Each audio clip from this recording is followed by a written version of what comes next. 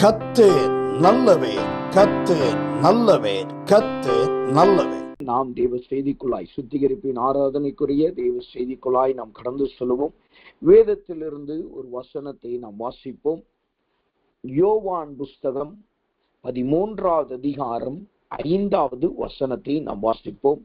யோவான் புஸ்தகம் 13வது அதிகாரம் 5வது வசனம். அந்த வசனம் இப்படியாய் சொல்லுகிறது. 5 மற்றும் 6வது வசனம், 2 வசனத்தை நாம் வாசிப்போம்.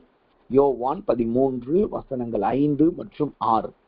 பின்பு பாத்திரத்தில் தண்ணீர் வார்த்து சீசருடைய கால்களை கழுவவும் தாம் கட்டி கொண்டிருந்த சீலையினால் துடைக்கவும் தொடங்கினார். அவர் சீமோன் பேதுருவினிடத்தில் வந்தபோது அவன் அவரை நோக்கி, ஆண்டவரே, நீர் என் கால்களை கழுவலாமா என்றான். அந்த வசனத்தை மீண்டும் ஒரு வாசிக்கிறேன்.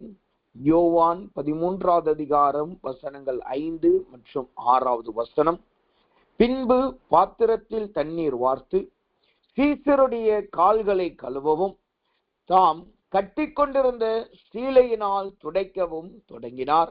அவர் சீமோன் பேதுருவினிடத்தில் வந்தபோது அவன் அவரை நோக்கி, ஆண்டவரே, நீர் என் கால்களை கழுவலாமா என்றார். இந்த வசனத்தை நாம் வாசிக்கும் பொழுது இது இயேசு கிறிஸ்துவினுடைய பாடுகளுக்கு முன்பாக நடக்கிற ஒரு சம்பவமாய் இருக்கிறது. இயேசு பாடுகளுக்கு ஒப்புவிக்கப்பட போகிறார். மரணம் அவருக்கு நேரிட போகிறது. அதன் பின்பாக 3 நாள் அவர் ஆவிகளுக்கு பிரசங்கம் செய்து 3வது நாள் அவர் உயிரோடு எழுந்திருக்கிறதை நாம் பார்த்திருக்கிறோம், வாசித்திருக்கிறோம். அப்ப அதற்கு முன்பாகத்தான் இங்கு ஒரு காரியம் நடக்கிறது. இயேசு என்ன செய்கிறார்? அந்த பஸ்காவிலே அவர் எழுந்திருந்து போய் சீசருடைய கால்களை கழுவுகிறார். இது நாம் அடிக்கடி ஒரு வாசிக்கிற வசனம் தான். ஆனால் இந்த வசனமானது ஒரு நல்ல ஒரு சுத்திகரிப்பை அடையாளமாய் காட்டுகிறதை நாம் பார்க்க முடியும். இந்த வசனத்திலே இயேசு கிறிஸ்து இந்த செய்கையின் மூலமாய் அநேக காரியங்களை தம்முடைய சீஷர்களுக்கு கற்றுக் கொடுக்கிறார். ஒன்று, தம்முடைய தாழ்மையை கற்றுக் கொடுக்கிறார். பின்பு 2வது, அவர்கள் என்ன செய்ய வேண்டும் என்பதை கற்றுக் கொடுக்கிறார். அதுபோல அவர் கால்களை கழுவுகிறதுனால என்ன நடக்கிறது என்பதையும் ஆவிக்குரிய ஜீவத்தில் வருகிற விடுதலையும் அங்கு கற்றுக் கொடுக்கிறதை நாம் பார்க்க முடியும். அதில் இன்னொரு அர்த்தத்தையும் இந்த வசனம் சொல்லுகிறது. அதுதான் ஒரு சுத்திகரிப்பை காட்டுகிறது. இந்த வசனத்திலே நாம் வாசிக்கிறோம், இயேசுவானவர் பாத்திரத்துல தண்ணீர் வார்த்து சீசருடைய கால்களை கழுவவும் தாம் கட்டியிருந்த சீலையினால் துடைக்கவும் தொடங்கினார் என்று அந்த வசனம் சொல்லுகிறது. அப்ப இங்கு 3 காரியத்தை கிறிஸ்து செய்கிறதை நாம் பார்க்க முடிகிறது. முதலாவது, அவர் தண்ணீர் வார்க்கிறார். 2வது, அவர் கால்களை கழுவுகிறார். 3வதாக சீலையினால் துடைக்கிறதை நாம் பார்க்க முடிகிறது. இந்த 3ஐயும் நாம் இந்த ஆர்டர்ல நம்ம பார்க்காம முதல்ல 2 காரியத்தை நம்ம பார்த்து பின்பாக முதல் வரியை நாம் தியானிப்போம். அப்ப முதல்ல நம்ம இதை பார்ப்போம்னா, அந்த வசனம் சொல்லுகிறது, சீசருடைய கால்களை கழுவினார் என்று வசனம் சொல்லுகிறது. இந்த கால்களை கழுவுகிற அனுபவம் என்பது எதை காட்டுகிறது? கால்களை கழுவுகிற அனுபவம் என்பது வேதம் நமக்கு அது எதை சுட்டி காட்டுகிறது என்று நாம் பார்த்தோம் என்றால், வசனம் இப்படியாய் சொல்லுகிறது, ஏன் தேவன் இயேசுவானவர் கால்களை கழுவினாராம்.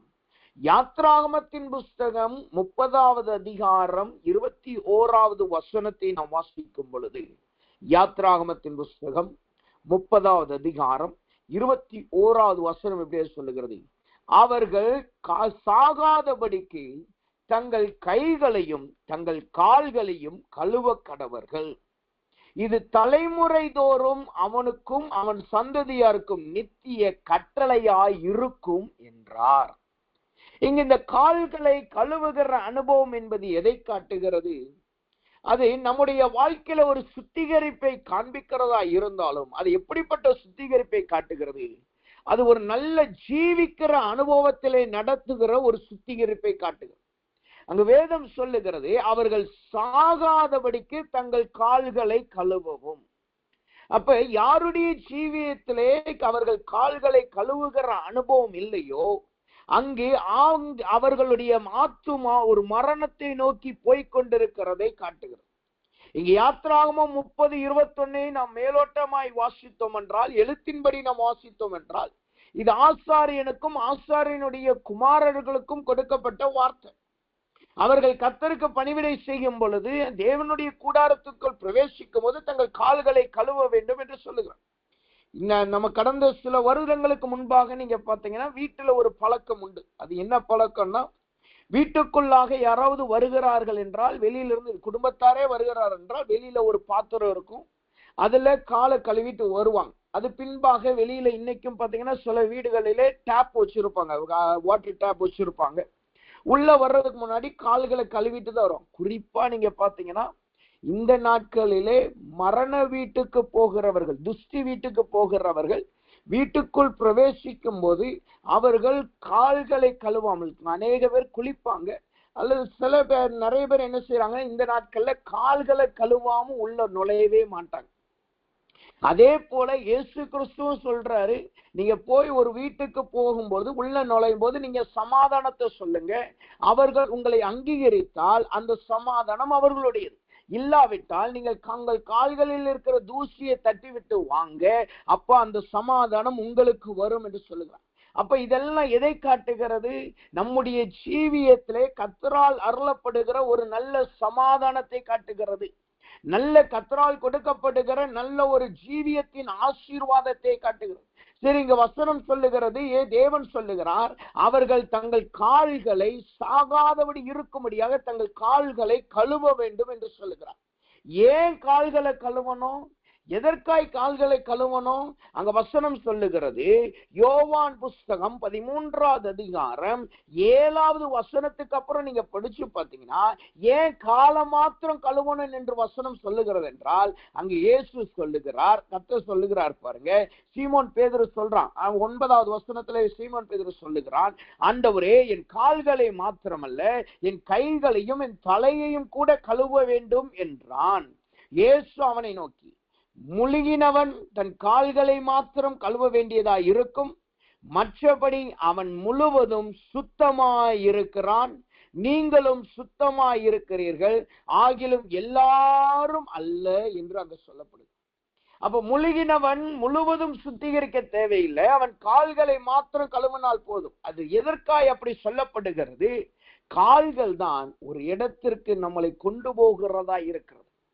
இதற்கு உதாரணத்திற்கு வேதத்திலிருந்து படிச்சு பார்த்தீங்கன்னா, ஆதியாகமத்தின் புஸ்தகம் 3வது அதிகாரம் 3வது வசனத்தை நீங்க படிச்சு பார்க்கும்போது அந்த வார்த்தையை சொல்லுகிறது, தோட்டத்தின் நடுவில் இருக்கிற விருட்சத்தின் கனியை குறித்து தேவன் நீங்கள் சாகாதபடிக்கு இதை புசிக்கவும் அதை தொடவும் வேண்டாம் என்று சொன்னார் என்றால், இங்க சர்ப்பமானவள் அவளிடத்துல வந்து கேட்கிறான், நீங்க இந்த பழத்தை சாப்பிடக்கூடாதா? நீங்க இந்த பழத்தை சாப்பிட்டா என்ன ஆகும்? இங்க ஏதாவது பழத்தை சாப்பிடக்கூடாதா என்று சொல்லி அவளிடத்துல கேட்கிறதை நான் பார்க்க முடியும். உடனே ஏவாள் சொல்லுகிறா, நீங்க சாகாதபடிக்கு அதை நீங்கள் தொடவும் புசிக்கவும் வேண்டாம். ஆனா பின்னாடி நீங்க படிச்சு பார்த்தீங்கன்னா, அந்த விருட்சத்தின் இடத்திற்கு ஏவாள் கடந்து போகிறதை காட்டுகிறார். அவள் அந்த இடத்துக்கு கடந்து போன பின்புதான் அவள் அந்த விருட்சத்தை பார்க்கிறா. விருட்சம் பார்வைக்கு நல்லதா இருக்கிறது, பார்வைக்கு விருட்சம் புசிப்புக்கும் இன்பமா இருக்கிறது என்று சொல்லி, அது பார்வைக்கு இன்பமாகவும் புசிப்புக்கு நல்லது என்று கண்டு அதை எடுத்து அவள் புசித்தாள் என்று சொல்லுது. அப்ப நாம் இதை எதை காட்டுகிறது? நாம் என்னதான் ரட்சிப்புக்குள்ள நாம இருந்தாலும், என்னதான் இயேசுவினுடைய இரத்தத்தினாலே நாம் கழுவப்பட்டவர்களாய் இருந்தாலும், ரட்சிப்பின் அனுபவத்திற்குள்ளே நாம் கடந்து போகிறவர்களாய் இருந்தாலும், நம்முடைய வாழ்க்கையிலே அடிக்கடி நம்முடைய பாதைகள் வேறு வழியாய் கடந்து போகிறதா இருக்கிறது. அது கர்த்தர் சொல்லியிருப்பாரு, நீங்க இந்த வழியில போக கூடாதுப்பா, நீங்க இதை செய்யக்கூடாதுப்பா, நீ இப்படி வாழக்கூடாதுப்பான்னு சொல்லியிருப்பார். ஆனா யோசித்து பாருங்க, இந்த மாதத்துல எத்தனை முறை கர்த்தர் சொல்லாத இடங்களுக்கு நாம கடந்து போயிருக்கிறோம். கர்த்தர் எச்சரித்து நாம் அந்த இடங்களுக்கு கடந்து போயிருக்கிறோம். அது கடந்து போனதுனாலே நாம் விருட்சம் புசிக்க கூடாத விருட்சத்தை நாம் புசித்து இருக்கிறோம் அல்லவா? புசிக்க கூடாத பழத்தை நாம் புசித்திருக்கிறோம் அல்லவா? நம்முடைய வாயிலிருந்து தேவையில்லாத கெட்ட வார்த்தைகள் வந்திருக்கு அல்லவா? நம்முடைய ஜீவியத்தில் அசுத்தங்கள் வந்திருக்கிற அல்லவா? அதனாலதான் கர்த்தர் சொல்லுகிறார், முதலாவது நம்முடைய கால்களை கழுவ வேண்டும். ஏனென்றால் நம்முடைய பாதங்கள் தான் அந்த இடத்துக்கு கொண்டு போகிற வேராயிருக்கிறது, அதனுடைய வேராயிருக்கிறது. உதாரணத்துக்கு ஒரு இடத்துல நல்ல முள்ளு முளைச்சிருக்கு, பெரிய முள்ளு மரம் முளைச்சிருக்கு. அது செடியா இருந்துச்சு, கொஞ்சம் கொஞ்சமா கிளை விட்டுச்சு, நல்லா படர்ந்து விரிஞ்சு வளர ஆரம்பிச்சிச்சு. இப்போ மரமா முளைச்சிருச்சு. அந்த முள்ளை நீங்க அந்த இடத்துல இருந்து அகற்றணும். அது உங்க வாழ்க்கையில ஒரு பெரிய போராட்டமா இருக்கு. இப்ப அதை என்ன செய்வீங்க? அந்த இடத்துல இருக்கிற முள்ளை அவங்க முதல்ல மேல இருக்க கிளைய வெட்டுவாங்க, அதுக்கப்புறம் தண்டு பகுதியை வெட்டிடுவாங்க. இப்ப தண்டு பகுதியை வெட்டிட்டு தரமட்டு வரைக்கும் வெட்டிட்டு இங்க விட்டுட்டீங்கன்னா என்ன நடக்கும்? 1 மாசம் 2 மாசத்துல அது பட்டு போனது போல போயிடும். ஆனா திரும்ப மழைக்காலம் வரும்போது அந்த மரம் திரும்ப துளிர்க்கும். துளிர்த்து முள்ளு செடி அதுல இருந்து திரும்ப வளர ஆரம்பிக்கும். பார்ப்பதற்கு அது பட்டு போன மரம் தான், பார்ப்பதற்கு அந்த தண்டு பட்டு போனதுதான். அதனாலதான் யோபு சொல்லுகிறார், மரத்தை குறித்தாகிலும் ஒரு நம்பிக்கை உண்டு அல்லவா? அது வெட்டி துண்டாக கீழே போடப்பட்டாலும் அந்த மலை தண்ணீரின் வாசனையினாலே அது துளிர்க்கும் என்று வேதம் சொல்லுகிறது. உலகத்திலே அப்படிதான் நடக்குது. அந்த மரத்தினுடைய வேர்ல இருந்து செடிகள் திரும்ப முளைக்கும். அப்படியே நீங்க கொஞ்ச நாள் விட்டுட்டீங்கன்னா என்ன நடக்கும்? அது திரும்ப இன்னொரு கிளைகளை விடும், அது பெரிய மரமா மாறும். அதனாலதான் கர்த்தர் சொல்றார், முதலாவது வேரை நம்ம வெட்ட ஆரம்பிக்கணும். கால்களை கழுவுகிற அனுபவம் என்பது என்ன? அதுதான் முழுக்கதான சுத்திகரிப்பை கொண்டு வருகிறது. அது நல்ல ஒரு பரிசுத்தத்தை கொண்டு வருது. அப்ப நீங்க உங்க கால்கள் சுத்திகரிக்கப்பட்டாதான், உங்கள் கால்களை கர்த்தருக்கு நேராய் நிறுத்தப்படுகிற கால்களாய் மாறினாதான், உங்க கால்கள் பரிசுத்தமான கால்களாய் மாறினாதான் நம்முடைய வாழ்க்கையில வருகிற விழுகைகள் குறைக்கப்படும், நம்முடைய வாழ்க்கையில வருகிற விழுகைகள் நிறுத்தப்படும், நம்ம செய்கிற பாவங்கள் நின்று போகும். அதுதான் முழுமையான ஒரு சுத்திகரிப்பை காட்டுகிறது. பாவத்தை குறித்து நம்ம சொல்லும் போது ஒரு வார்த்தை சொல்லுவோம். என்ன சொல்லுவோம்? நான் பாவத்துல விழுந்துட்டேன், பாவத்தை செஞ்சுட்டேன்னு சொல்றதை விட நம்ம பாவத்துல விழுந்துட்டோம்னு சொல்லுவோம். ஏன்னா அது நமக்கு தெரியும், அது ஒரு அசுத்தம், அது ஒரு சேற்றில விழுகிற அனுபவம். சரி, இங்க விழுகிறது என்று வார்த்தையை நம்ம சொல்றோமே, அது எதை காட்டுது? விழுகிறதுனா என்ன? கால்கள் தடுமாறும் போதுதான் ஒரு மனுஷன் கீழே விழுவான். கால்கள் நிலையா நிக்காத போதுதான் அவன் கீழே விழுவான். அதனாலதான் இங்க வேதம் சொல்லுது, நம்முடைய கால்கள் முதலாவது சுத்திகரிக்கப்படும். ஏன்? நாம் பாவத்தினால் சாகாதபடிக்கு, பாவத்தினால் நாம் சாகாதபடிக்கு நம்முடைய கால்கள் நன்றாய் சுத்திகரிக்கப்படணும். கர்த்தருடைய இரத்தத்தினாலே தண்ணீரினால் சுத்திகரிக்கப்படணும். அப்ப தேவ சமூகத்துல வந்திருக்கிற நாம் அந்த வசனம் சொல்லுகிறபடி நீங்கள் சாகாதபடிக்கு உங்கள் பாதங்களை, உங்கள் கால்களை சுத்திகரிங்க. சங்கீதக்காரன் இப்படியே சொல்லுகிறான். சங்கீதக்காரன் தாவீதை பார்த்து தீர்க்கதரிசி இப்படியே சொல்லுகிறான் பாருங்க. 2 சாமுவேலின் புஸ்தகம் 12வது அதிகாரம் 13வது வசனத்தை நாம் வாசிக்கும் போது கர்த்தருடைய வார்த்தை இப்படியே சொல்லுகிறது. தாவீது நாத்தான் இடத்தில் நான் கர்த்தருக்கு விரோதமாய் பாவம் செய்தேன் என்றான். நாத்தான் தாவீதை நோக்கி, நீ சாகாதபடிக்கு கர்த்தர் உன் பாவத்தை நீங்க செய்தார். நீ சாகாதபடிக்கு கர்த்தர் உன் பாவத்தை நீங்க செய்தார். அப்ப இன்றைக்கு இந்த இரவு நேரத்திலே தேவ சமூகத்துல வந்திருக்கிற நாம் நம்மளை நாமே நிதானித்து பார்ப்போமாக. இன்றைக்கு இந்த மாதம் முழுவதும் நம்முடைய பாதைகள் எப்படி இருந்துச்சு? நம்முடைய கால்கள் எப்படி இருந்தது?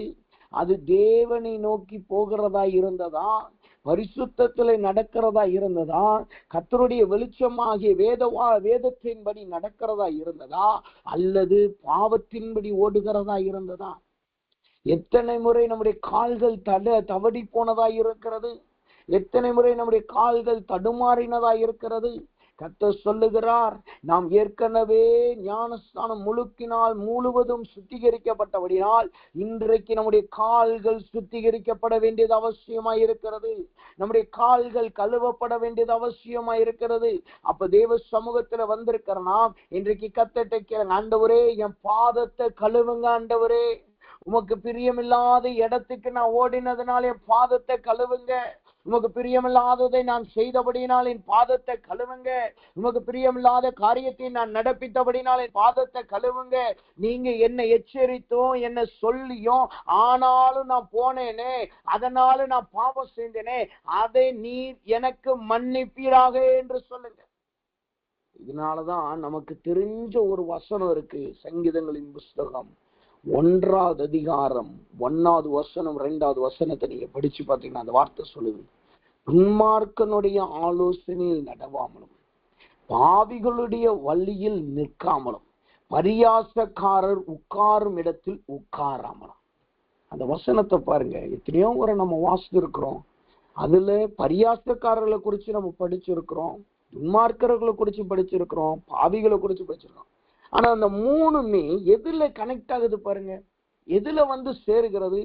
துன்மார்க்கரனுடைய ஆலோசனையில் நடவாமலும். அப்ப அது அந்த பாதத்தை தான், கால்களை தான் காட்டுது. பாவிகளுடைய வழியில் நில்லாமலும், அதுவும் காலை தான் குறிக்குது. பரியாசக்காரர்கள் உட்காருகிற இடத்தையும் அங்க வசனம் சொல்லுது. அப்ப அங்க கால்கள் மடங்குகிறதுனாலதான் அங்க உட்காருகிறத நம்ம பாக்குறோம். அப்ப அந்த மூணுமே கால்களோடு தான் சம்பந்தப்பட்டு இருக்கிறது. நம்முடைய பாதங்கள், நம்முடைய கால்கள் சுத்திகரிக்கப்பட்டிருந்தா, நம்முடைய பாதங்கள் கால்கள் பரிசுத்தத்துல நடக்கிறதா இருந்தா, நாம் துன்மார்க்கர்களாய் மாறி போக மாட்டோம், துன்மார்க்கர்களுடைய ஆலோசனையில நடந்திருக்க மாட்டோம். நம்முடைய கால்கள் கர்த்தரால் சுத்திகரிக்கப்பட்டிருந்தா பாவிகள் வழியிலே நாம இன்னைக்கு நடந்திருக்க மாட்டோம். நம்முடைய கால்கள் சுத்திகரிக்கப்பட்டு இருந்தா நாம் பரியாசக்காரர்கள் உட்காருகிற இடத்துல உட்கார மாட்டோம். அப்ப நம்முடைய கால்கள் சுத்திகரிக்கப்பட வேண்டியது ரொம்ப அவசியம். சில ஜனங்களை பார்த்தீங்கன்னா ஒரு இடத்துல அவர்களால் இருக்கவே முடியாது, ஒரு இடத்துல இருக்க முடியாது. எப்போ பார்த்தாலும் யார்கிட்டயாவது போய் எங்கேயாவது போய்கிட்டே இருப்பாங்க. எங்க ஓடுறீங்க, எங்க போறீங்கன்னு கேட்டா, சும்மா டைம் பாஸ்க்காக அங்க போனேன், இல்லைன்னா நான் அங்க பேசுறதுக்காக போனேன், அங்க சும்மா வீட்டுல போர் அடிக்கன்னு சொல்லி உட்காரப்படும். சில ஆண்கள்லாம் நீங்க பாத்தீங்கன்னா வீட்டுக்கே வர மாட்டாங்க, அதிகமாய் வர மாட்டாங்க. அனுக்கா நைட்டு நேரம் தான் கடந்து வரும். ஆனா காலையில இருந்து சாயங்காலத்துக்குள்ள வேலை முடிஞ்சிடும். ஆனாலும் வீட்டுக்கு வர மாட்டேன். காரணம் என்ன? எங்கேயாவது சுத்திக்கிட்டே போய்கிட்டே இருப்பான். லீவு நாட்கள்ல பார்த்தீங்கன்னா எங்கேயாவது போய்கிட்டே இருப்பான். அது ஒரு பக்கத்துல நம்மளுக்கு ரிலாக்ஸேஷனை கொடுக்கறதா இருந்தாலும், இன்னொரு பக்கத்துல அதை நம்ம உற்று கவனிக்க வேண்டியது அவசியமா இருக்கு. அது நம்மளை பாவத்துல கொண்டு போய் வைக்கிறதா, அது நம்முடைய பாவத்திலே கொண்டு போய் விடுகிறதா என்பதை நாம் நிதானித்து பார்க்க வேண்டியது அவசியமா இருக்கு. அப்ப இன்றைக்கு இந்த இரவு நேரத்துல முதலாவது நம்முடைய கால்களை நாம் கழுவுவோமாக. கர்த்தரை கேளுங்க, ஆவியானவர்கிட்ட கேளுங்க, ஆண்டவரே இந்த மாதம் 1ஆம் தேதியிலிருந்து இதுவரைக்கும் என்னுடைய பாதங்கள் எப்படி இருந்தது, என்னுடைய பாதங்கள் எப்படி இருந்தது, என் கால்கள் எங்க இருந்தது, என் கால்கள் எதை நோக்கி ஓடினது, அதை நீர் எனக்கு வெளிப்படுத்துங்க ஆண்டவர்னு சொல்லுங்க. கர்த்தர் அதை நமக்கு வெளிப்படுத்துவார். அதை நாம் ஒப்பு கொடுத்து நாம் தேவ சமூகத்திலே நாம் நல்ல ஒரு சுத்திகரிப்பை பெற்றுக் கொள்ளுமா. அப்ப முதலாவது கால்களை கழுவுகிற அனுபவம் என்பது எதை காட்டுகிறது? அது நம்முடைய நடக்கையை சுத்திகரிக்கிறதை காட்டுகிறது. இரண்டாவதாக கால்களை கழுவுகிற அனுபவம் என்பது எதை காட்டுகிறது? அதே யோவான் புஸ்தகம் 13ஆவது அதிகாரம் 8ஆவது வசனத்தை நீங்க வாசித்து பார்த்தீங்கன்னா அந்த வார்த்தை இப்படியாய் சொல்லுகிறது. யோவான் 13:8 இப்படியாய் சொல்லுகிறது, பேதுரு அவரை நோக்கி, நீர் ஒரு காலம் என் கால்களை கழுவப்படாது என்றான். இயேசு அவனுக்கு பிரதியுத்தரமாக, நான் உன்னை கழுவாவிட்டால் என்னிடத்தில் உனக்கு பங்கில்லை. அந்த வசனம் சொல்லுகிறது பாருங்க, நான் உன் காலை கழுவாம விட்டுட்டேன்னா என்னிடத்தில் பங்கில்லை. அப்ப இரண்டாவதாக கால்களை கழுவுகிற சுத்திகரிக்கிற அனுபவம் என்பது எதை காட்டுகிறது? கிறிஸ்துவோடு நாம் பங்குள்ளுகிற அனுபவத்தை காட்டுகிறது, கிறிஸ்துவோடு ஐக்கியம் கொள்ளுகிற அனுபவத்தை காட்டுகிறது.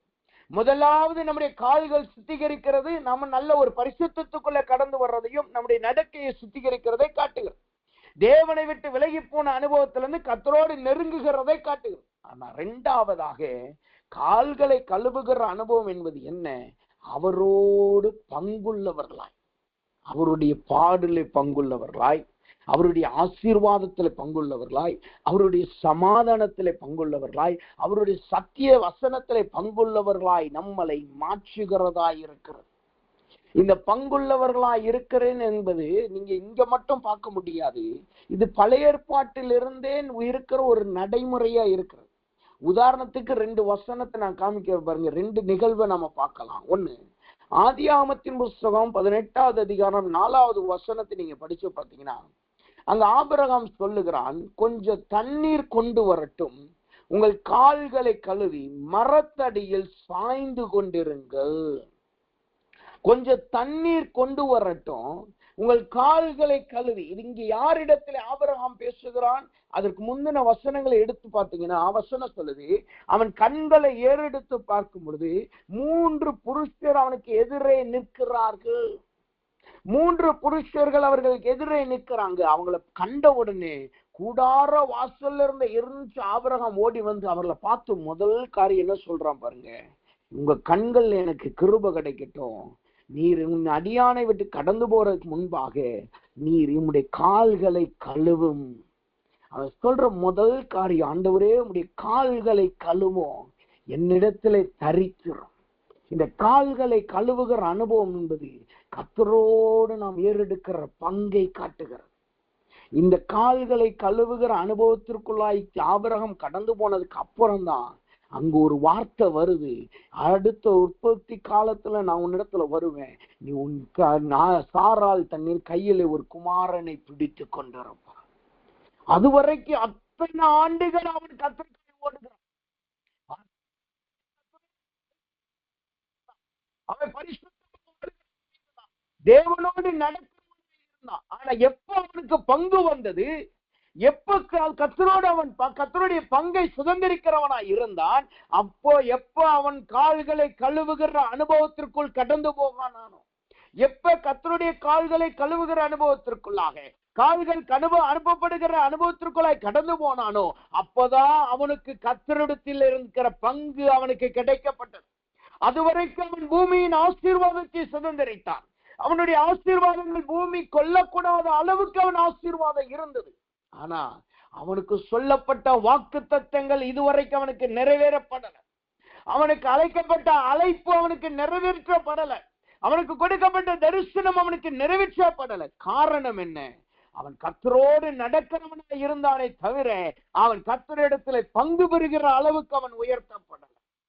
ஆனா எப்ப கால்கள் கழுவப்பட்டதோ, எப்ப கர்த்தருடைய கால்களும் அவன் கர்த்தருடைய கால்களை கழுவ ஒப்பு கொடுத்தானோ, அப்பொழுதுதான் அவன் தேவனோடு பங்கு பெறுகிறான். உடனே அவனுக்கு ஒரு வார்த்தை வருது பாருங்க. அவன் கர்த்தருடைய வார்த்தை வருது. ஆபிரகாம் தீவிரமாய் போய் கால்களை கழுவி ஆகாரத்தை செஞ்சு தெய்வ மனுஷர்களுக்கு கொடுக்கிறான். அவன் தூதல் கொடுத்த உடனே அவர்கள் அவனை நோக்கி, உன் மனைவியாகிய சாராள் எங்கே என்றான். அதோ கூடாரத்தில் இருக்கிறாள் என்றான். அப்பொழுது அவர்கள், ஒரு உற்பவ காலத்தின் இடத்தில் நிச்சயமாய் உன்னிடத்தில் திரும்ப வருவேன், அப்பொழுது மனைவி சாராளுக்கு ஒரு குமாரன் இருப்பான் என்றார். மனைவி சாராளுக்கு ஒரு குமாரன் இருப்பான். இந்த வசனத்தை நீங்க நல்லா படிச்சு பார்த்தீங்கன்னா ஒரு ரகசியம் இருக்கு. அங்க தூதன் உனக்கு ஒரு குமாரன் இருப்பான்னு சொல்லல. தூதன் தேவன் அங்க கர்த்தர் நல்ல வசனத்தை வாசிச்சீங்கன்னா, உன் மனைவியாகிய சாராளுக்கு ஒரு குமாரன். ஏன்னா ஆபிரகாமுக்கு ஏற்கனவே ஆகாரின் இடத்துல ஒரு குமாரன் இருக்கிறான், இஸ்மவேல் என்கிற ஒரு குமாரன் இருக்கிறான். ஆனா இப்ப வாக்குத்தத்தம் பண்ணப்பட்ட குமாரன் தான் அவனுடைய வித்தா இருக்கணும். வாக்குத்தத்தம் பண்ணப்பட்டவன் தான் அவன் சுதந்திரமா இருக்கணும். அவன் மூலமா தான் அவன் சந்ததி பெருக போகுது. அவன் மூலமா தான் அவன் ஆபிரகாமினுடைய சந்ததி வானத்தின் நட்சத்திரங்களை போல மாறப்போகுது. அப்ப இது எதை காட்டுது? அவனுடைய குடும்பத்திற்கென்று கர்த்தர் கொடுக்கிற ஆசீர்வாதத்தை காட்டுது.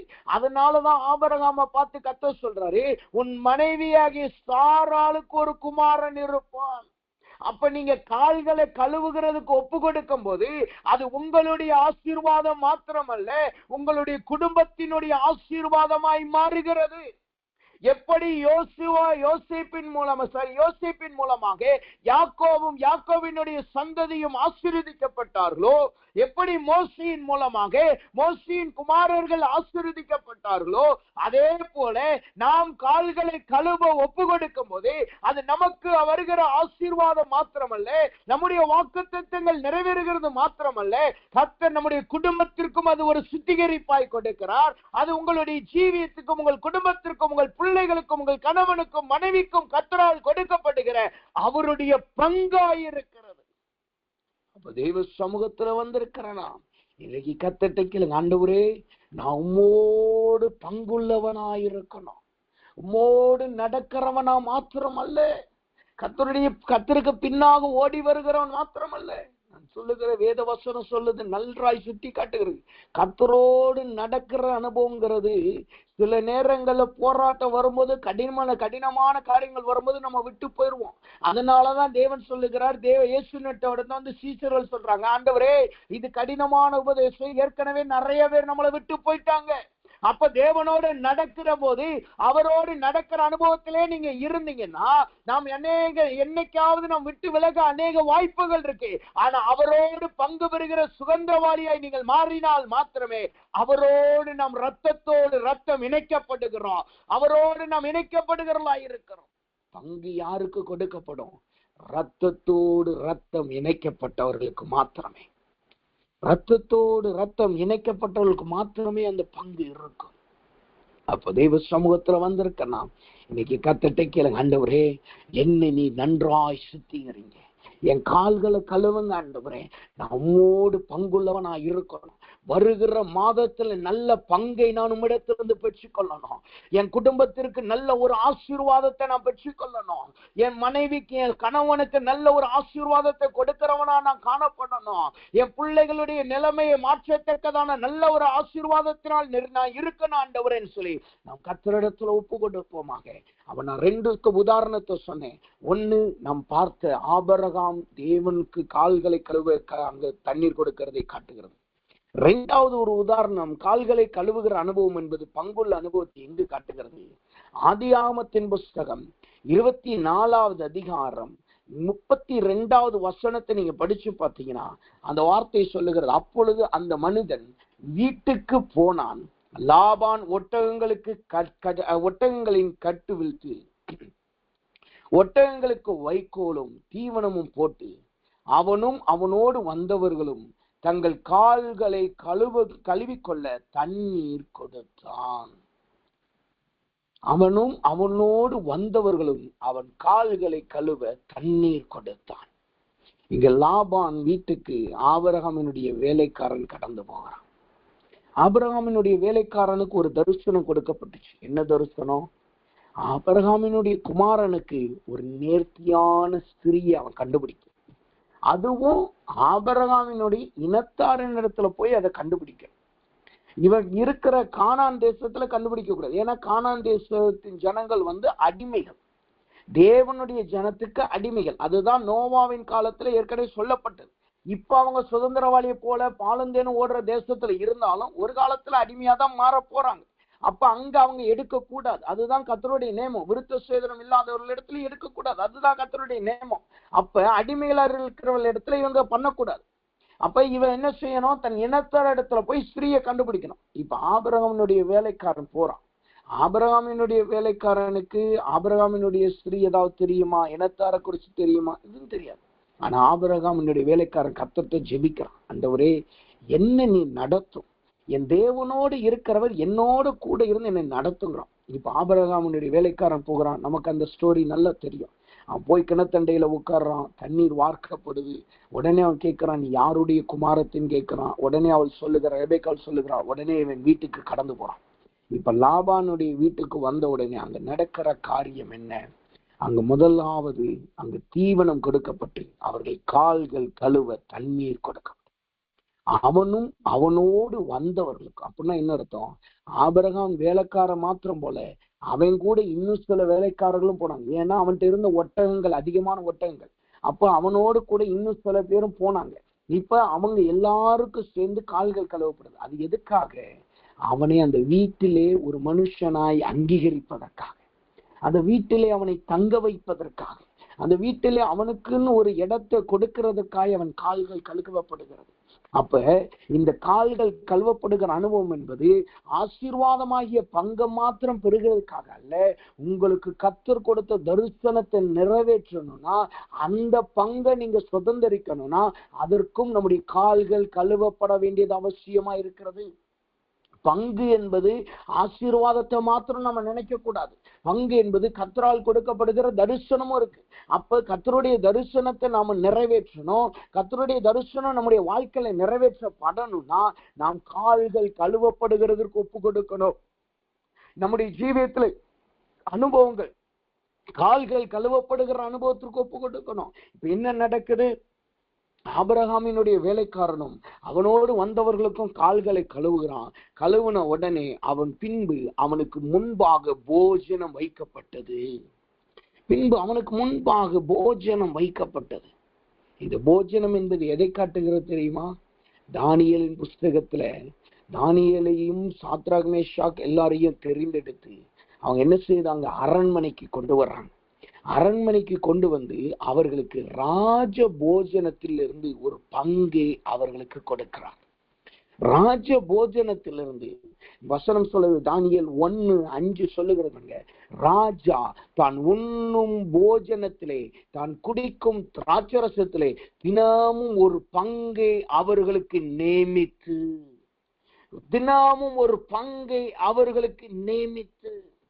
அப்ப தேவ சமூகத்திலே நம்முடைய கால்கள் கழுவப்பட்டால் நாம் கர்த்தரோடு போஜனம் உண்ணுகிறவர்களாய் மாறும். நம்முடைய ராஜாவாகிய கர்த்தராகிய ஆண்டவருடைய பங்காகிய போஜனத்தையும் திராட்சை ரசத்தையும் நாம் குடிக்கிறவர்களாய் நாம் மாறுவோம். அப்ப தேவ சமூகத்துல வந்திருக்கிறனா இப்ப கர்த்தர்ட்ட கேளுங்க, ஆண்டவரே எனக்கு கொடுக்கப்பட்ட வாக்குத்தத்தங்கள் நிறைவேறணும், எனக்கு கொடுக்கப்பட்ட தரிசனங்கள் நிறைவேறணும். இன்னைக்கு அதற்காக இப்போ நல்ல ஒரு சுத்திகரிப்பை கொடுங்க. என் கால்களை நல்லா சுத்திகரிங்க. என் கால்களை நீங்க கழுவுங்க ஆண்டவரே. என் கால்களை நீர் கழுவி என்னை நீ சுத்திகரிப்பீராக என்று ஒப்பு கொடுங்க. அப்படி நாம் சுத்திகரிக்க ஒப்பு கொடுக்கும் பொழுது கர்த்தர் நம்முடைய கால்களை கழுவி நம்மளை அவருள்ள பங்குள்ளவர்களாய் மாற்றுவார். நம்முடைய நடக்கையை சுத்திகரித்து நம்மளை நல்ல பரிசுத்தவான்களாய் மாற்றுவார். அப்ப அந்த யோவான் புஸ்தகம் 13வது அதிகாரம் 5வது வசனத்தை நாம் வாசிக்கும் போது அங்க 3 காரியம் நான் சொன்னேன். 1, தண்ணீர் வார்க்கிறார். 2வது கால்களை கழுவுகிறார். 3வதாக சீலையினால் துடைக்கிறார். அப்ப 3வதாக அந்த 3வது குறிப்பை 2வது இப்ப நாம பார்ப்போம். நம்ம ஆர்டர் மாற்றி தான் நம்ம பார்க்கிறோம். நம்ம பார்த்த ஆர்டர் வேற, நம்ம தியானிக்கிற ஆர்டர் வேற. நம்ம முதலாவது இப்ப பார்த்தது என்னன்னா கால்களை கழுவின. அடுத்து நம்ம இப்ப பார்க்க போகிறது என்னவென்றால் யோவான் 13:5 சொல்லுகிறது. அவர் அந்த வசனத்தை நான் வாசிக்கிறேன். யோவான் 13:5 இப்படியா சொல்லுகிறது, தாம் கட்டி கொண்டிருந்த சீலையினால் துடைக்கவும் தொடங்கினார். இவர் 2வதாக அங்க 2வது ஒரு சுத்திகரிப்பு வருது. அது என்ன சுத்திகரிப்பு? அவர் கட்டி இருந்த சீலையினால் அவர்களை துடைத்தார் என்று வேதம் சொல்லுது. இந்த சீலையின் அனுபவம் என்பது என்ன? இந்த சீலை என்பது எதை காட்டுகிறது? வேத வசனத்திலே வாசித்து பார்த்தோம் என்றால் யாத்ராகமத்தின் புஸ்தகம் 26வது அதிகாரம் 33வது வசனத்தை நீங்க படிச்சு பார்த்தீங்கன்னா அங்க வசனம் சொல்லுது, கொக்கிகளினால் கீழே அந்த திரைச்சிலை தொங்க விடு, சாட்சியின் பெட்டியை அங்கே திரைக்குள்ளாக வைக்க கடவாய், அந்த சீலையை பரிசுத்த ஸ்தலத்திற்கும் மகா பரிசுத்த ஸ்தலத்திற்கும் பிரிவை உண்டாக்கும். இந்த சீலை, இந்த வசனத்தை நீங்க நல்லா படிச்சு பார்த்தீங்கன்னா அவர் கட்டியிருந்த சீலை என்று வசனம் சொல்லுது. அவர் கட்டியிருந்த தன்னிடத்திலே கட்டியிருந்த சீலை என்று அந்த வசனம் சொல்லுது. அப்படின்னா என்ன அர்த்தம்? அவர் கட்டி கொண்டிருந்த சீலையினால் துடைத்தார் என்றால் என்ன அர்த்தம்? அவரோடத்துல தொங்கிக் கொண்டிருந்த அந்த சீலை, இந்த தொங்கப்படுகிற இந்த சீலை என்பது எதை காட்டுகிறது? அதுதான் தேவனுடைய கூடாரத்தில் இருக்கிற சுத்திகரிக்கப்பட்ட சீலையை காட்டுகிறது. இந்த சீலை என்ன செய்கிறது? மகா பரிசுத்த ஸ்தலத்துக்கும் பரிசுத்த ஸ்தலத்துக்கும் நடுவாயிருக்க, மகா பரிசுத்த ஸ்தலத்துக்கும் பரிசுத்த ஸ்தலத்துக்கும் நடுவாய் இருக்கிறதை இந்த சீலை காட்டுகிறது. அதனாலதான் தேவ வசனம் சொல்லுது, அவர் சீலையினால் அவர்கள் கால்களை துடைத்தார். அவர்கள் கால்களை துடைத்தார். இந்த அனுபவம் என்பது எதை காட்டுது? அவர்களை கால்கள் கழுவின பரிசுத்த அனுபவத்திலிருந்து கர்த்தர் எடுத்து இப்ப மகா பரிசுத்த ஸ்தலத்திற்கு கர்த்தர் கொண்டு போகிறார். மகா பரிசுத்த ஸ்தலத்திற்கு கர்த்தர் கொண்டு போறார். எல்லாராலையும் மகா பரிசுத்த ஸ்தலத்திற்குள்ளாய் போக முடியாது. அந்த நாட்கள்ல யார் போக முடியும்? பிரதான ஆசாரியனால மாத்திரம்தான் போக முடியும். அங்க ஏன் சீலை தொங்க விடப்படுது? அந்த சீலையை அவங்க கடந்து போனா மாத்திரமே அவர்கள் மகா பரிசுத்த ஸ்தலத்துக்குள்ள போக முடியும். அது வரைக்கும் அவங்க பரிசுத்தவான்களை தான் இருக்க முடியும். ஆனா அவர்கள் மகா பரிசுத்த ஸ்தலத்துக்குள் போக வேணும்னா இந்த சீலையை நாம் கடந்து போகணும். அப்ப இன்றைக்கு இரவுல வந்திருக்கிறனா இந்த சீலையினால் சுத்திகரிக்கப்பட வேண்டியது அவசியமாய் இருக்கிறது. சீலையினால் நம்முடைய கால்கள் துடைக்கப்பட வேண்டியது அவசியமா இருக்கிறது. இதுவரைக்கும் நம்ம தண்ணீரினால் நம்முடைய கால்களை கழுவிட்டோம், பரிசுத்தமாக்கப்பட்டுட்டோம், அவரிடத்துல பங்குள்ளவர்களா மாறிட்டோம். ஆனா மகா பரிசுத்த ஸ்தலத்துக்குள் நீங்க நுழையணும்னா நம்முடைய கால்கள் துடைக்கப்படணும். தேவனுடைய ஜனங்களுக்கு தேவன் தம்முடைய பங்கை கொடுத்தார். மன்னாவை ஆசாரியர்களுக்கு மாத்திரம் கொடுக்கல, பிரதான ஆசிரியர்களுக்கு மாத்திரம் கொடுக்கல, எல்லாருக்கும் கொடுத்தார். அங்க இருந்த எல்லா தேவ ஜனங்களுக்கும் இஸ்ரவேலர்களுக்கும் அந்த மன்னாவை கொடுத்தார். அது பரிசுத்த ஆகாரம். ஆனா ஆசாரியனுக்கு மாத்திரமே தேவனுடைய ஆலயத்தில் இருக்கிற கூடாரத்தில் வைக்கப்பட்டுள்ள பரிசுத்த அப்பம் கொடுக்கப்படும். எல்லாருக்கும் அந்த அப்பம் கொடுக்கப்படாது. ஆசாரியனுக்கு மாத்திரமே அந்த அப்பம் கொடுக்கப்படும். அவங்க யாரு? அவங்க சீலையை கடந்து உள்ள போகிறவர்கள், சீலையினால் துடைக்கப்படுகிறவர்கள். இந்த சீலையினால் துடைக்கப்பட்டு மகா பரிசுத்த ஸ்தலத்துக்குள் ஏன் போகணும்? எதற்காய் அப்படிப்பட்ட பரிசுத்தம் நமக்கு தேவை? அந்த வசனம் சொல்லுது பாருங்க, திரைச்சீலையை தொங்கவிடு, சாட்சியின் பெட்டியை அங்கே திரைக்குள் வைக்க கடவாயாக. சாட்சியின் பெட்டிய திரைக்குள் வைக்க கடவாயாக. இன்னைக்கு திரைக்கு வெளியில பலிபீடம் இருக்கும். திரைக்கு வெளியில தான் பலிபீடம். அங்கதான் கர்த்தருக்கு சுகந்த வாசனையுடைய பலிபீடங்கள் எல்லாமே காணப்படும். ஆனால் திரை சீலைக்குள்ளாக அந்த சீலையை கடந்து போகும்போது அங்க என்ன காணப்படுகிறது? அங்கதான் தேவனுடைய சாட்சியின் பெட்டி காணப்படுகிறது. சாட்சியின் பெட்டி காணப்படுகிறது. அப்ப தேவ சமூகத்துல வந்திருக்கிற நாம் அப்ப கர்த்தருடைய வார்த்தையை பெற்றுக்கொள்ளுகிறது மாத்திரமல்ல, கர்த்தருடைய சமூகத்துல வந்திருக்க நாம் நல்ல பரிசுத்தத்திற்குள்ளாக நாம் கடந்து போகணும். தேவனுடைய பரிசுத்தத்துக்குள்ளாக நாம் கடந்து போகணும். கர்த்தருடைய பரிசுத்தத்துக்குள்ளாக, அதுவும் மகா பரிசுத்தத்துக்குள்ளாக நாம் கடந்து போகணும். அப்படிப்பட்ட பரிசுத்தம் நம்முடைய வாழ்க்கையில வரணும்னா நாம் தேவ சமூகத்திலே நல்ல சீலையினால் கழுவப்படுகிறவர்களாய் காணப்படும். தேவ சமூகத்திலே நாம் நல்ல சீலையினால் துடைக்கப்படுகிறவர்களாய் காணப்படணும். அந்த சாட்சியின் பெட்டி எப்படிப்பட்டதா இருக்கிறது? அந்த சாட்சியின் பெட்டியின் மீது என்ன இருக்கிறது? அங்கு கேருபீன்கள் இருக்கிறார். அந்த சாட்சியின் பெட்டியின் மேல என்ன இருக்கு? கிருபாசனத்தினால் மூடப்பட்டு இருக்கு. அந்த சாட்சியின் பெட்டிக்குள்ளாக என்ன இருக்கிறது? அதுக்குள்ளதான் அப்போ இருக்கு, அதுக்குள்ளதான் கோல் இருக்கு, அதுக்குள்ளதான் தேவனுடைய பலகை இருக்கு, கட்டளையின் பலகை இருக்கு.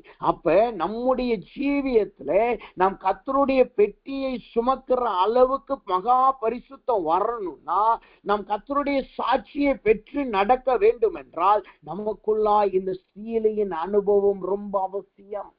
அப்ப தேவ சமூகத்துல வந்திருக்கா இன்றைக்கு கர்த்தர்ட்ட கேளுங்க, ஆண்டவரே என் பாதங்களை உங்களுடைய சீலையினால் சுத்திகரிங்க. என்னுடைய பாதங்களை நீ கட்டி தொங்க விட்டு இருக்கிற உங்களுடைய சீலையினால் சுத்திகரிங்க, சீலையினால் துடைங்க. ஆண்டவரே நான் சாட்சியின் பெட்டியை சுமக்கிறவனா இருக்கணும். என் வாழ்க்கையில துளிர் விடுகிற அனுபவம் இருக்கணும்.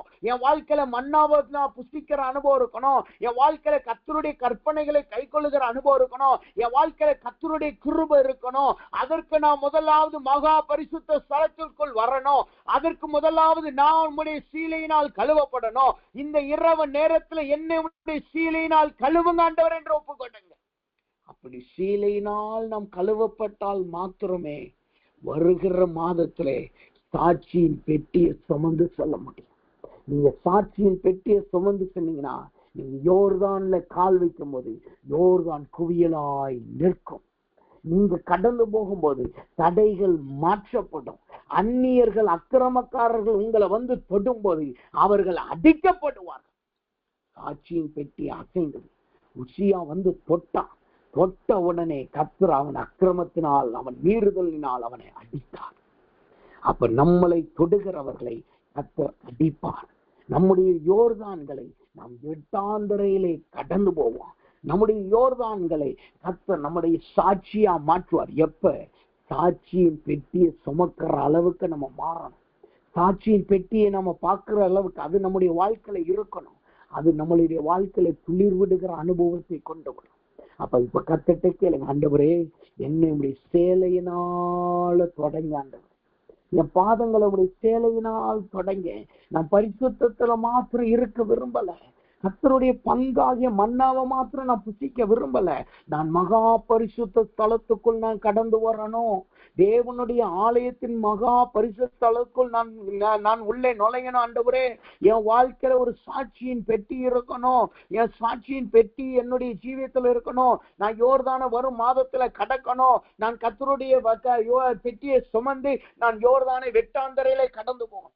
இன்னொரு வசனம் இப்படியாய் சொல்லுகிறது, இந்த சாட்சியின் பெட்டியில் இருந்ததான் கர்த்தர் மோசேயோடும் ஆரோனோடும் பேசுவார். இந்த சாட்சியின் பெட்டியின் இடையில இருந்துதான் கர்த்தர் அவர்களை சந்தித்தார் என்று வேதம் சொல்லுகிறார். அப்ப கர்த்தர் வருகிற மாதத்துல நம்ம சந்திக்கணும்னா நமக்கு இப்படிப்பட்ட ஒரு சுத்திகரிப்பு ரொம்ப அவசியம். வருகிற மாதம் நமக்கு கர்த்தரால் சந்திக்கப்படுகிற மாதமா இருக்கணும்னா, வருகிற மாதம் நம்முடைய யோர்தான் குவியலா நிக்கணும்னா, வருகிற மாதம் நமக்கு நல்ல ஒரு துளிர் விடுகிற அனுபவம் வரணும்னா, நமக்குள்ளாக நல்ல ஒரு இப்படிப்பட்ட சீலையினால் துடைக்கப்படுகிற அனுபவம் வரணும். வேதம் சொல்லுது, அவன் அந்த கோலை சாட்சியின் பெட்டியில வச்சான்.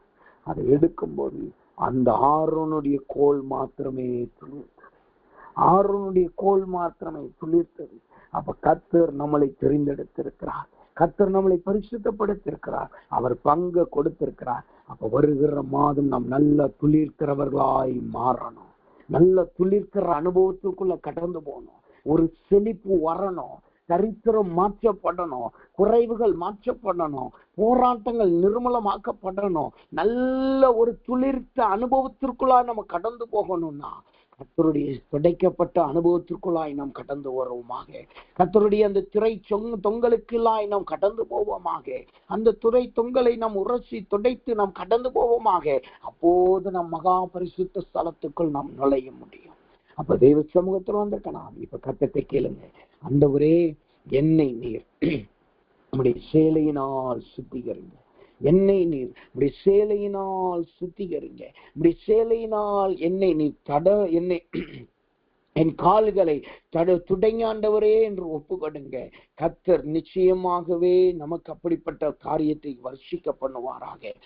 கடைசியாக மூன்றாவதாக அந்த வசனம் சொல்லுகிறது, கர்த்தர் என்ன செய்கிறார்? அவர் தண்ணீரை வார்த்து என்ற வசனம் சொல்லுது. யோவான் புஸ்தகம் 13வது அதிகாரம் 5வது வசனத்தை நம்ம வாசித்தோம்னா, அவர் தண்ணீர் வார்த்து என்ற அந்த வார்த்தை சொல்லுது. தண்ணீர் வார்த்து என்ற வார்த்தை சொல்லுது. அப்ப அவர் முதலாவது அந்த சீலை எடுத்து அவர் கைகளினால் அவர்கள் பாதத்தை கழுவுறதுக்கு முன்னாடி, அவர்களுடைய சீலை எடுத்து அதை தொடச்சுக்கிறதுக்கு முன்னாடி அவர் என்ன செய்கிறார்? தம்முடைய கைகளினால் தண்ணீர் வார்க்கிறதை நாம் பார்க்க முடியும். இந்த தண்ணீர் வார்க்கிற அனுபவம் என்பது எதை காட்டுகிறது? தண்ணீர் வார்த்து போடுகிற அனுபவம் என்பது எதை காட்டுகிறது? இதைதான் நாம் கானாவூர் கல்யாணத்தோடு நாம் ஒப்பிட்டு பார்க்கலாம். கானாவூர் கல்யாணத்தோடு ஒப்பிட்டு பார்க்கலாம். நம்முடைய அந்த வசனம் சொல்லுகிறது, யோவான் புஸ்தகம் 2வது அதிகாரத்துல நீங்க வாசித்து பார்த்தீங்கன்னா, தேவனால் கிறிஸ்துவினால் செய்யப்பட்ட முதல் அற்புதத்தை நீங்க அங்க பார்க்க முடியும்.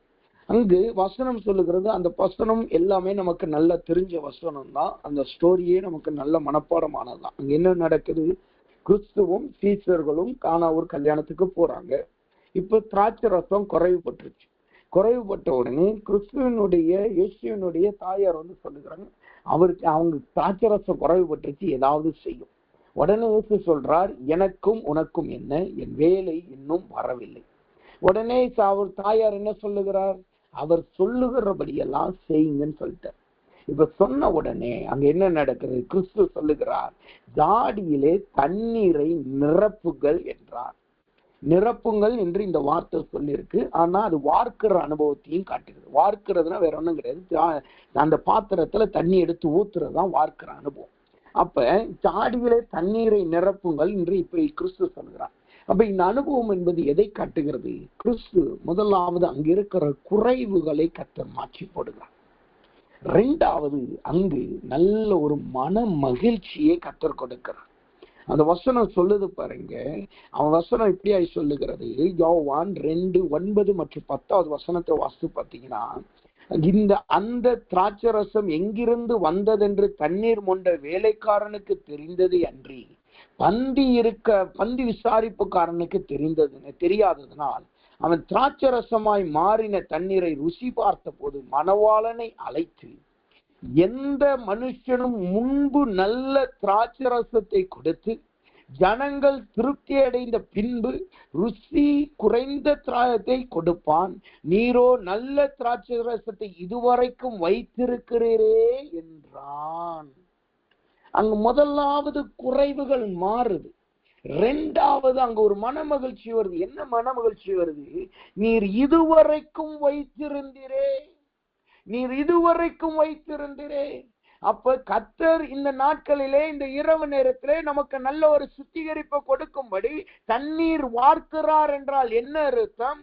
வருகிற மாதத்திலே நாம் இன்றைக்கு கால்களை கழுவி துணியினால் சீலையினால் துடைத்து நம்மளை சுத்திகரித்தபடியினால் வருகிற மாதத்திலே நமக்கு நல்ல ஒரு குறைவுகளை மாற்றுகிற அனுபவத்தை கர்த்தர் கொடுக்க போகிறார்.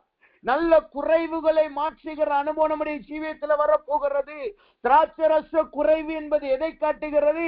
அது பலவீனப்பட்டு போகிறதை காட்டுகிறது. நல்ல குறைவுள்ள அனுபவத்தை காட்டுகிறது, தரித்திரத்தை காட்டுகிறது. வேதத்திலே வாசிக்கிறோம், நல்ல சமாரியன் வந்து அவனுக்கு எண்ணெய் ஊற்றி திராட்சரசத்தை ஊற்றி அவன் காயங்களை கட்டி என்று வசனம் சொல்லுகிறது. அப்ப அது எதை காட்டுகிறது? அவன் எல்லா ஆசீர்வாதத்தை இழந்து போயிட்டா, இப்ப அவனுடைய வாழ்க்கையில குறைவு மாத்திரம் தான் இருக்கு. அவன் குற்றுயிரும் கொலையுறும் அவன் ஜீவன் மாத்திரம் தான் இருக்கு. அதையும் விடுற நிலைமையில வந்துட்டான். அப்பதான் அவனுக்கு திராட்சரசம் கொடுக்கப்படுகிறது. அப்ப கர்த்தர் சொல்லுகிறார், இன்றைக்கு தேவன் தண்ணீர் உங்களுக்கு வார்க்கிறார் என்றால் என்ன அர்த்தம்? இந்த சுத்திகரிப்புக்குள் நாம் கடந்து வந்தபடியினால் வருகிற மாதத்திலே கர்த்தர் நல்ல ஒரு குறைவுகளை மாற்றுகிற அனுபவத்துக்குள் கொடுக்க. இதுவரைக்கும் கர்த்தர் சொல்லி இருந்திருக்கலாம், என் வேலை இன்னும் வரல, என்னுடைய வேலை இன்னும் வரல, நீ காத்திரு காத்திரு என்று கர்த்தர் சொல்லி இருந்திருக்கலாம். ஆனால் வருகிற மாதத்திலே கர்த்தருடைய வேலை வருகிற மாதமாய் கர்த்தர் மாற்றுகிறார். தண்ணீர் போன்ற எல்லாவற்றையும் மாற்றி திராட்சரசமாய் கர்த்தர் கொடுக்க போகிறார். இரண்டாவது அந்த வார்த்தை சொல்லுது பாருங்க, இதுவரைக்கும் வைத்திருந்தேன், இதுவரைக்கும் வைத்திருந்தேன். இந்த சாட்சி ஒவ்வொரு தேவ பிள்ளையினுடைய வாழ்க்கையில ரொம்ப அவசியம். இப்படிப்பட்ட சாட்சி நம்முடைய ஜீவியத்துல ரொம்ப அவசியம். இந்த சாட்சியத்தான் நம்ம யோபுவினுடைய வாழ்க்கையில பார்க்கிறோம். யோபு நீதிமான், யோபு பொறுமைக்காரன், யோபு கர்த்தருக்கு முன்பாக தூஷண வார்த்தையை பேசாதவன். அதனாலதான் கர்த்தர் சாட்சி கொடுக்கிறார். இதுவரைக்கும் அவன் உண்மையாய் இருந்திருக்கிறான், இனியும் உண்மையாய் இருப்பான். இதுவரைக்கும் உண்மையாய் இருந்திருக்கிறான், இனியும் அவன் நீதிமானாய் இருப்பான். அப்ப நம்முடைய ஜீவியத்துல இந்த இதுவரைக்கும் என்கிற அனுபவம் நம்முடைய வாழ்க்கையில வரணும். கடந்த மாதத்துல இருந்த பரிசுத்தம் வருகிற மாதத்துல இருக்கணும். கடந்த மாதத்துல இருந்த சாட்சி வருகிற மாதத்துல இருக்கணும். கடந்த மாதத்துல இருந்து கர்த்தருக்குள்ளாய் பாராட்டுகிற வைராக்கியம் வருகிற மாதத்துல இருக்கணும். கடந்த மாதத்துல இருந்த அந்த விசுவாசத்தின் ஜீவியம் வருகிற மாதத்துல இருக்கணும். அதற்கு என்ன செய்யணும்? நாம் தண்ணீர் வார்க்கப்படுகிற அனுபவத்திற்குள் கடந்து போகணும். தண்ணீர் வார்க்கப்படுகிற அனுபவத்திற்குள்ள கடந்து போகணும். அந்த அனுபவம் வந்துச்சுன்னா குறைவுகள் எல்லாம் மாறும். உங்களை பார்க்கிறவங்க உங்களை குறிச்சு சாட்சி சொல்லுவாங்க. எப்பா, போன மாசம் பார்த்த மாதிரியே நீ சந்தோஷமா இருக்கிறையே, போன மாசம் நீ பார்த்த மாதிரியே இன்னைக்கு நல்ல சாட்சியோட இருக்கிறையே, போன மாசம் நீ பார்த்த மாதிரியே நல்ல இன்னைக்கு நீ சபைக்கு போய்கிட்டு இருக்கையே அப்படின்னு சொல்லி உங்களை குறித்து தேவ ஜனங்கள் சாட்சி சொல்லுவார்கள். தேவ ஜனங்கள் சாட்சி சொல்லுவார்கள். இங்க அந்த வசனம் சொல்லுது பாருங்க, அந்த வசனம் சொல்லுகிறது, பந்தி விசாரிப்புக்காரன் மணவாளனை அழைத்து சாட்சி சொன்னான். மணவாளனை அழைத்து சொன்னான். இந்த பந்தி விசாரிப்புக்காரன் என்பது எதை காட்டுது தெரியுமா? தேவன் நமக்கு வைத்த பணிவிடை தூதர்களை காட்டுகிறது. பணிவிடை தூதர்களை காட்டுது. அப்ப நமக்கு பணிவிடை செய்கிற தூதர்கள் நம்மளை குறித்து சாட்சி சொல்லுவாங்க. நமக்கு நியமிக்கப்பட்ட தூதர்கள் நம்மளை குறித்து தேவனிடத்துல சாட்சி சொல்லுவாங்க. அப்போ உம்முடைய மணவாளன், உம்முடைய மனவாட்டி இந்த வரைக்கும் நல்ல சாட்சி உள்ளவராயிருக்கிறார், இதுவரைக்கும் அவர்கள் சாட்சியை காத்து கொண்டார்கள் என்ற சாட்சி நமக்கு வரும். அப்போ தெய்வ சமூகத்துல வந்திருக்கிறானா, கர்த்தரிடத்துல ஒப்பு கொடுக்க போறோம். இப்ப முதலாவது 2 காரியத்துக்காக நம்ம ஜெபிக்க போறோம்.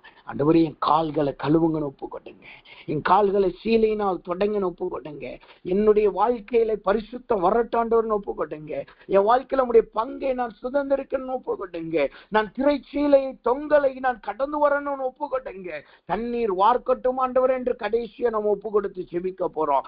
இப்ப எல்லாரும் கண்களை மூடுவோமாக. தேவ சமூகத்துல வந்திருக்கிறோம். நமக்கு ஒரு 5 நிமிடம் தான் இருக்கு. இந்த 5 நிமிடத்தை ஒப்பு கொடுத்து ஜெபிக்க போறோம். இப்ப நீங்க கால்களை கழுவ நீங்க ஒப்பு கொடுக்கும் பொழுது கர்த்தருக்கு நம்ம பங்குள்ளவர்களாய் கர்த்தர் நம்மளை மாற்றுகிறார். இப்ப நீங்க கால்களை சீலையினால் துடைக்க ஒப்பு கொடுக்கும் போது நாம் அவருடைய சாட்சியின் பெட்டியை நம்முடைய இருதயத்திலே சுமக்கிறவர்களாய் இருப்போம். இப்ப நம்ம கால்களை கழுவ சீலையை துடைக்க ஒப்பு கொடுக்கும் பொழுது கர்த்தர் நமக்கு தேவையான தண்ணீரை வார்ப்பார். நம்மளை குறித்து தூதர்கள் சாட்சி சொல்லுவாங்க, நம்மளை குறித்து ஜனங்கள் சாட்சி சொல்லுவாங்க. வருகிற மாதம் குறைவில்லாத மாதமாய் கர்த்தர் நடத்துவார். அப்ப தேவ சமூகத்துல வந்திருக்கிற நாம் இப்ப எல்லாரும் ஒப்பு கொடுப்போமா? எல்லாரும் வாய்களை தரங்க, கரங்களை உயர்த்துங்க, இருதயத்தை தேவனுக்கு நேரா திருப்புங்க. ஆண்டவரே, என் கால்களை கழுவுங்க ஆண்டவர் என்று சொல்லி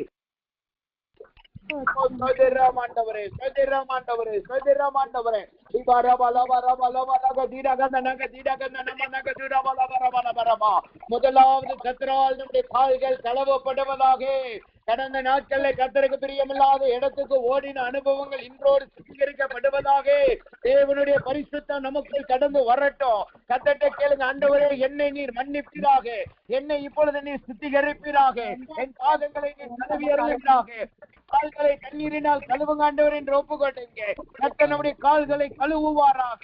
நீமா நக்கோ ராகா சின்ன கத்தி நீமா நாகா சல்லா பௌரா கத்தி நகதனமா நீமா நகோ துரா கத்தி நீமி நிக்க சுடா கத நப ரமல பௌ கண்ண கத நமரமா நீம நிக்க தீரி வீரி வீரி வீரி வீரி வீரி பௌதண்ட கண்ண நிக்க தட பரமல பரமா நீபர போல பரமோ தட கத கத பரமல பரமல பரமா நீ வீரி வீரி வீரி வீரி வீரி வீரி வீரி பக்த தட கத பரமல பரமா நீ நன்னக திட கத பரமல பரமா. ஆண்டவரே, எங்கள் கால்களை கழுவுவீராக ஆண்டவரே, எங்கள் கால்களை சுத்திகரிப்பீராக ஆண்டவரே. அப்பா, உமக்கு பிரியமில்லாத இடத்துக்கு போய் உமக்கு பிரியமில்லாத கனிகளை புசித்தபடியினார் எங்கள் ஜீவியத்தில் வந்த பாவங்கள் இப்பொழுது சுத்திகரிக்கப்படட்டும். நாங்கள் சாகாதபடி எங்கள் பாவங்கள் விலகுவதாக, எங்கள் பாவங்கள் போல் நீக்கப்படுவதாக ஆண்டவரே. ஆண்டவரே, உடைய கால்களை கழுவுகிற அனுபவம் எங்களுக்கு நல்ல ஒரு பங்கை கொடுக்கிறது அல்லவா?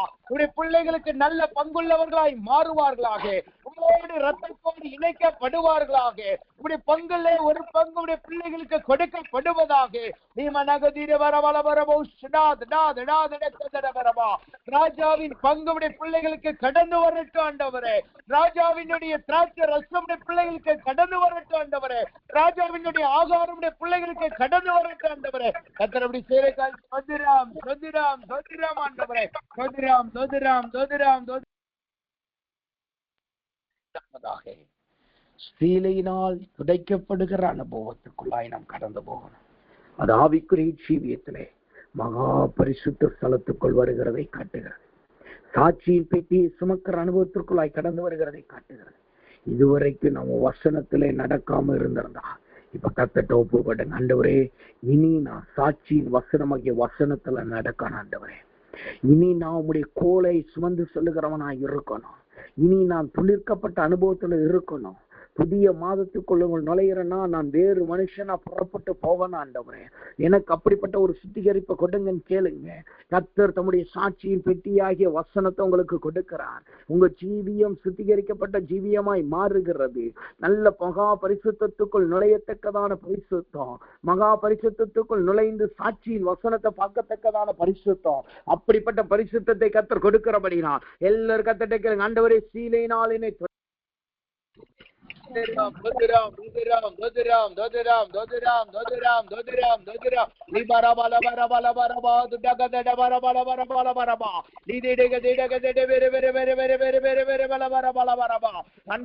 பிள்ளைகளுடைய கால்கள் இப்பொழுது துடைக்கப்படுவதாக.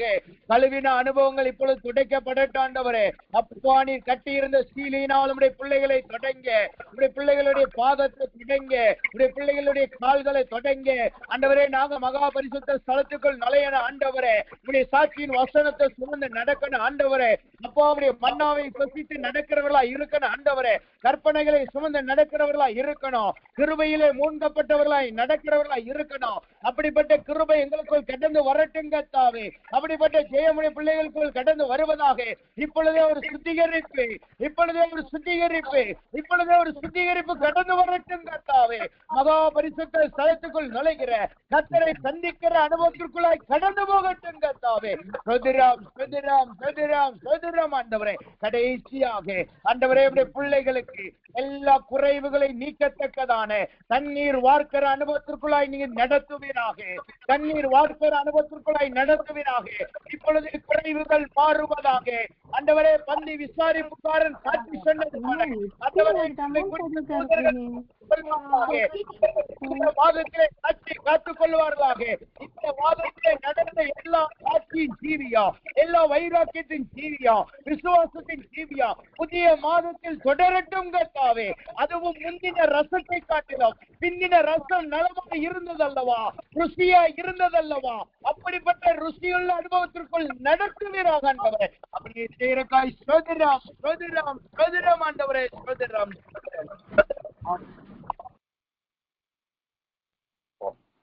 அன்பின் பரலோக பிதாவே, துதிக்கிறோம், ஸ்தோத்திரிக்கிறோம்.